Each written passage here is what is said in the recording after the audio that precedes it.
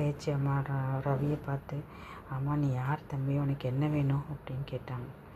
ரவி எப்படி ஆரம்பிக்கிறதுன்னு தெரியல, ஆனால் எப்படியாவது சமாளிக்கிறோம், இங்கே இருக்கிற செடியை வாங்குகிறோன்னு மனசுக்குள்ள வச்சுக்கிட்டோம். அதாவது மேடம், நாங்கள் ஒரு நியூவாக ஒரு ஸ்கீம் வச்சுருக்கோம் எங்கள் நர்சரியில். பழைய செடிங்களாம் வாங்கிட்டு நாங்கள் உங்களுக்கு புது செடி கொடுக்க போகிறோம். அப்படியா?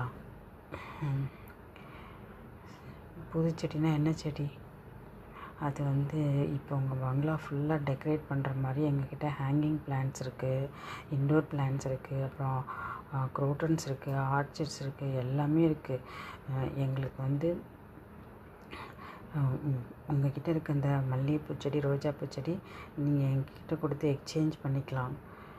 பேச்சம்மா மனசுக்குள்ளேயும் ஒரு யோசனை தோணுச்சு. இதெல்லாம் மதுரா தான் எல்லாமே மெயின்டைன் பண்ணுவா. சரி எடுத்துக்கோ, முதல்ல நீ உங்ககிட்ட இருக்க செடியெலாம் கொண்டு வா, அது எங்களுக்கு பிடிச்சிருந்தா தான் எங்கள் செடி உங்களுக்கு கொடுப்போம் அப்படின்னாங்க. சரிங்க மேடம், கட்டாயம் உங்களுக்கு பிடிக்கும் அப்படின்னா. சரி எதுக்கும் ஒரு தடவை அங்கே ஒரு சின்ன வீடு இருக்குல்ல, காம்பவுண்ட் ஒட்டி. ஆமாம், அங்கே ஒரு பெரியவர் இருக்கார், அந்த தாத்தா கிட்ட போய் கேட்டுக்கோ, அவர் உனக்கு எல்லாம் ஹெல்ப் பண்ணுவார் அப்படின்னாங்க. சரிங்க மேடம்.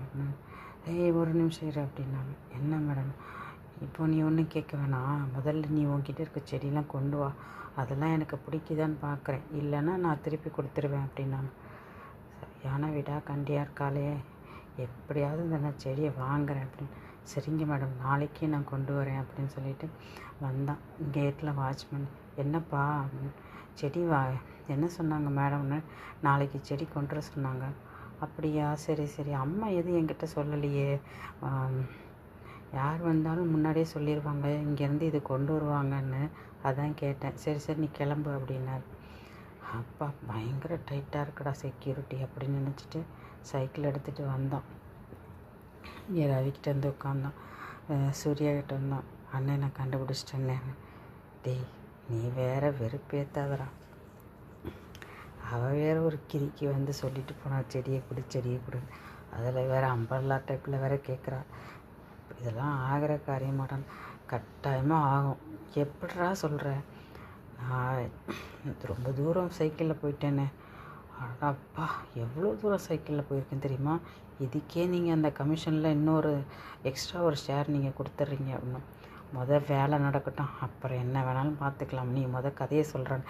கதையா? நான் அலைஞ்சிட்டு வந்தது உங்களுக்கு கதையா அப்படின்னா. பின்ன என்னடா, இந்த மாதிரி யாராவது ஒரு ஆர்டர் கொடுப்பாங்களாடா? இதை வேற நீ தலையில் தூக்கிட்டு ஓடி